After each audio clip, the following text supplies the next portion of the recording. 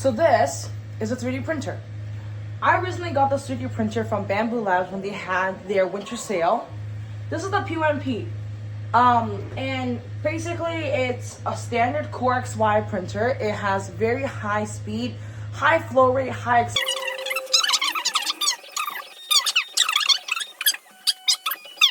and you know what's the problem with printing with 3-axis is that when you print a 90-degree angle like this, hold on, wait. When you print with a 90-degree angle like this, you end up having to put support over here because you can't just print in thin air. You can print diagonally, but that compromises print quality, or you can do like non-planar design. But I ended up coming across a video from 2,000 years later. This guy on YouTube that created a 5-axis printer that the bed tilts to different ways to print 90 degrees. So let's get right into that, and I'm planning to build the exact same printer with a little few improvements. So let's get right into it. Now this is a video of his printer doing 5-axis prints.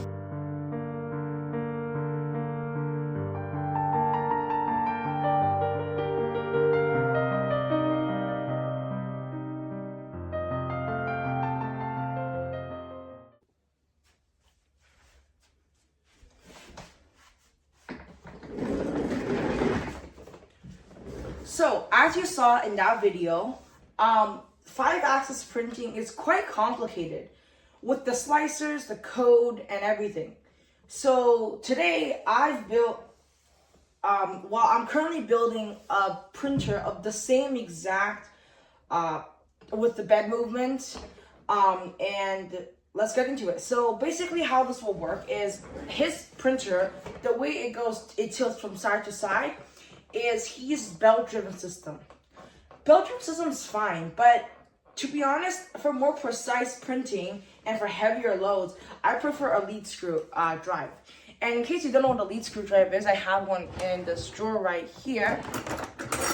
And this is a lead screw. A lead screw is like any threaded, but it has instead of a thread, it has a trapezoid thread, and they're more square-like. And how you drive them is you can use a few things to drive them actually. You can either use a lead screw nut, which is something like this. And you have to take into consideration of the pitch of the nut, how many starts the lead screw has. This is a lead screw nut, by the way. And basically just screws on like this. But there's a little problem with this design, and I don't know if you hear this, but yeah. There's a little bit of wobble, and that's inevitably what's gonna happen because it's not a perfect fit, right? So, and that's gonna be a problem with 5-axis printing, especially the bed is literally 2-axis, right? So that's gonna be a problem for the bed. So I instead bought anti-backlash lead screws, which basically has no problem, no vibrations, no backlash. And that little sound is called backlash, by the way. This is called an anti-backlash. There's 2 parts, one top and one bottom. They interlock together. In the front. So, and now, no sounds, and it's very stable. So, and I'll show you the main frame right now. Let's actually get the camera loaded over here.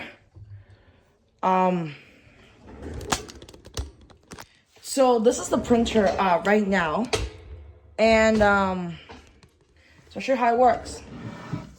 So there's a lot of components that went into this printer, so I just want to make sure to explain all of it, so you know also how to build a 5-axis printer step by step, because there isn't a lot of videos teaching you how to build a 5-axis printer. So this is quite a smaller printer than the one he had in his video, and that's just because I don't really want a big printer. I thought about building a really big one back there that's like 3 meters times 3 meters, but it's not necessary. So let's get right to it. So basically the frame of the printer is made out of 30-30 aluminum extrusions. And I'll tell you why I chose 30-30 aluminum extrusions. It's just because 2020 is too small and a 40-40 is too big. I don't want to compromise space, but I also want strength. So 30-30 extrusions are the best. These are aluminum, and I have those like corner pieces. These brackets, and there's a little corner piece right here also. That corner piece also, it is locked in by T-nuts. And let me show you what a T-nut looks like. Hold on, wait. There's actually two. So you have these kind, which has a perfect fit inside of the extrusion, which is actually easy to work with. Or if you don't have enough space, you can use the average kind, which is a drop-in T-nuts, or it looks something like this. And these are meant for aluminum extrusions. Now, so that's a frame, and these are corner cubes. These are the corner cubes here. So how we're gonna move it up is we have stepper motors. So this is a stepper motor, and this is the holder for it. This holder has a shaft, 2 shafts on the side, and I'll leave the STL files in the description. These has holes on the side to bolt it down with T-nuts. There's 2 of them here, as you saw in the video. There's 2 linear rails here, and then 1 of them back here. So I got 2 of them, and you have stepper motor. This is NEMA 17. 2 amps per phase, and this is a spring-loaded compression coupler. Now, in the book, who was wrote by Noah Rosenberg, this book right here, he described that the best coupler. Let's see if I can find it over here. Don't know if I'm able to find it, but he talked about that the best coupler. The worst coupler are these kinds, the compression kind, and I actually have a spare right here, so I can show you guys. It was at this moment that he knew he fucked up. Anyways, these are the compressors. So the compressing has some angular misalignment. That's also fine. But these are bad because you get random compressions. However, if you have a solid coupler, aligning it to be perfect is almost going to be impossible. So I just went with these, and if I put the nut exactly in the middle, there's actually gonna be minimal compression. Now, I don't have a bed yet, as you can see here. So the next thing is how are you gonna make the bed go up and down? Well, I had several variations of this, but I basically started with this prototype right here. It has 2 high quality linear bearings in the middle.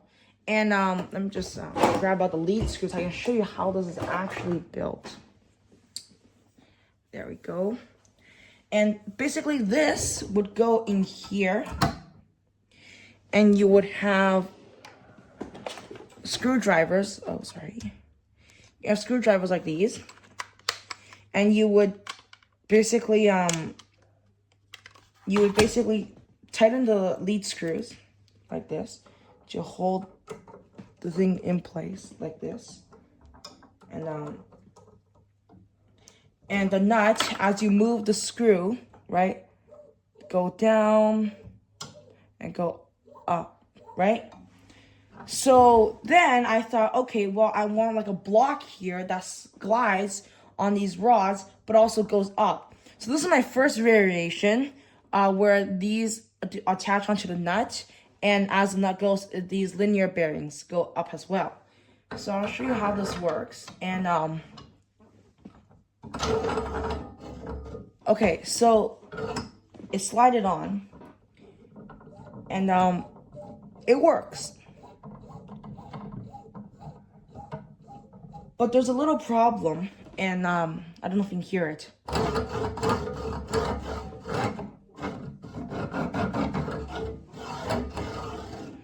That is scraping against a rod, and that's no good. So, just an idea. Because I'm guessing these 2 linear bearings are not perfectly aligned, so that's garbage. My second variation, on the other hand, makes this with automatic alignment. Actually, this is the first version. I'll show you the second version. The second version is, if I can find it, it's over here. That I use, instead of these linear bearings, I use pure brass bushings, And you can just hear the sound is different. Like, I mean, just hear this. Linear bearings, these are high quality, by the way. And then brass brushings. Like, barely. Just drop test. Right? No noise. And then brushing.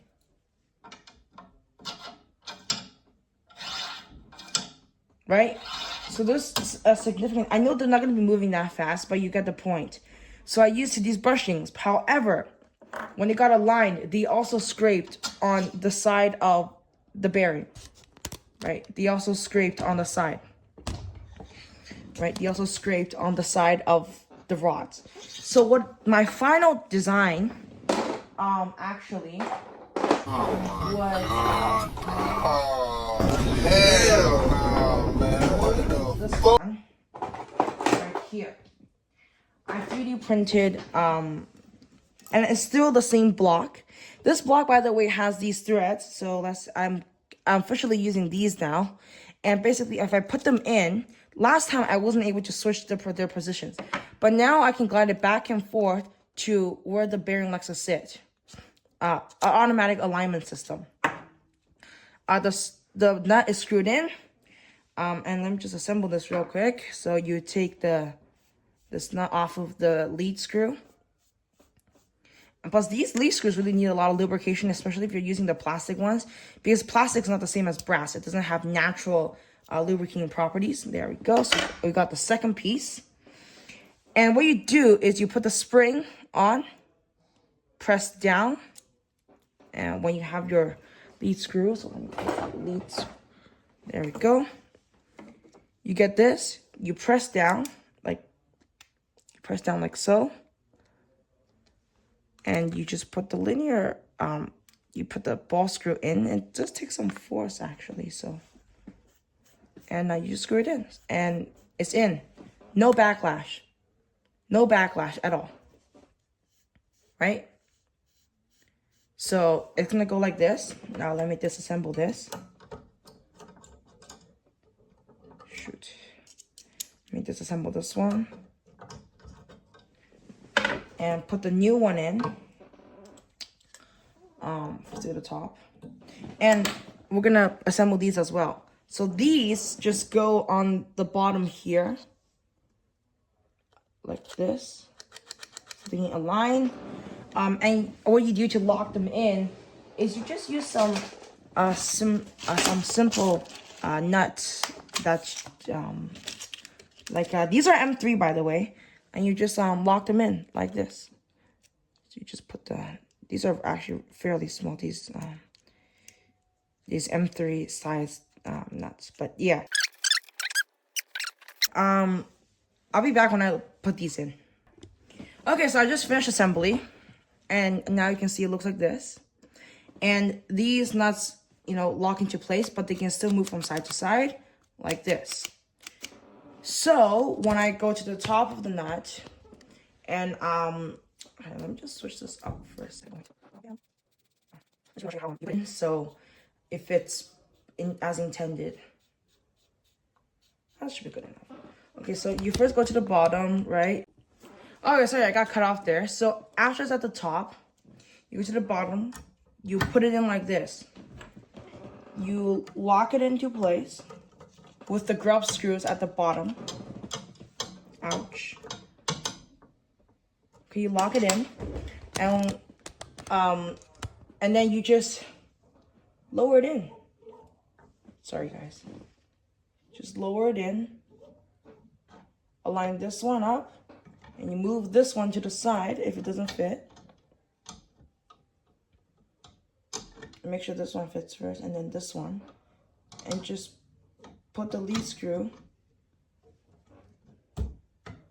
down. Oh shoot. Just like this. And now you got an aligned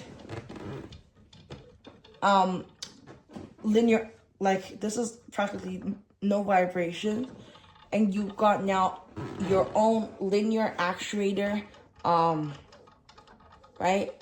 Like as the motor moves, it travels down, you travel up, and it glides smoothly on the ball screws.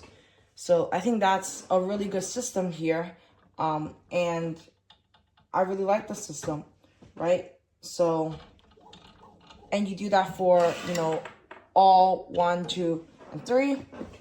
This is still prototype. I at least prototyped this like 16 times, 18 times. Like, it takes a lot of prototyping. That's why you need a really fast printer. And I know Bambu Labs is not sponsoring this video, but if you do need a high-speed printer that prints really nice quality parts, precision printing, good tolerances, no fails, and automatic bed leveling, wiper system at the back, go buy a Bambu Lab printer, right?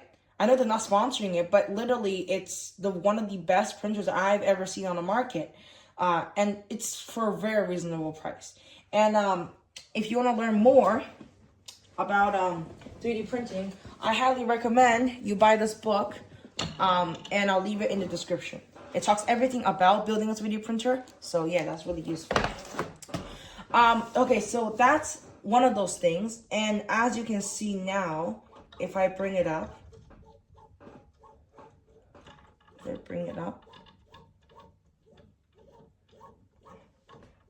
right, this is gonna be like a 10-part series. This is like, and plus this is gonna be a very nice Core XY printer, 5-axis, high-speed printing, but printing with no support. And then you unleash the grips. I just want to show you how good it glides. Listen to this.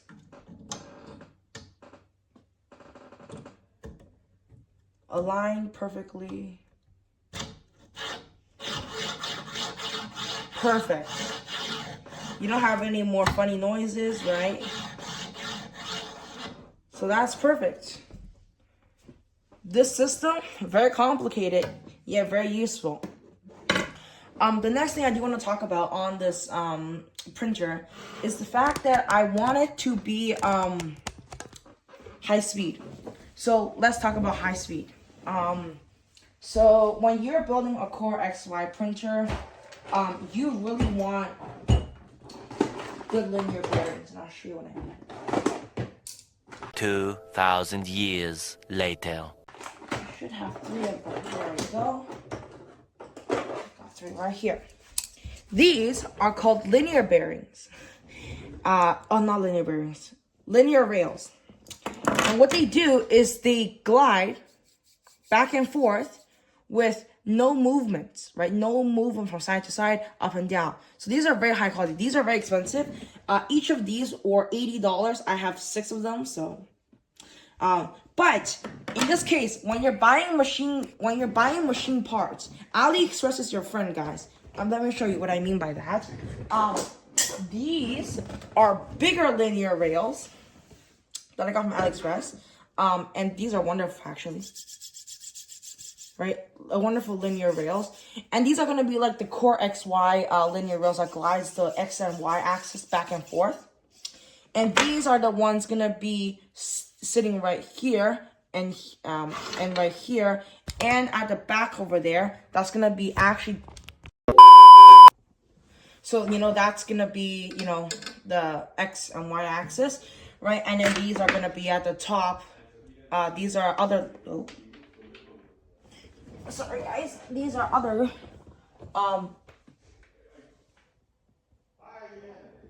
These are other linear rails that I also got from AliExpress that are going to be the X and Y. Later, however, I do want to build a CNC machine. So I got these humongous 700 millimeters linear rails, MG12, I believe, made out of stainless high-grade tool steel, and they glide amazing, and I have 2 of them. So CNC project gonna be the next one after this, and I do plan to get this done by before the summertime. Before the summertime, I think I'll be able to get this printer up and running with code and everything. So that's really important.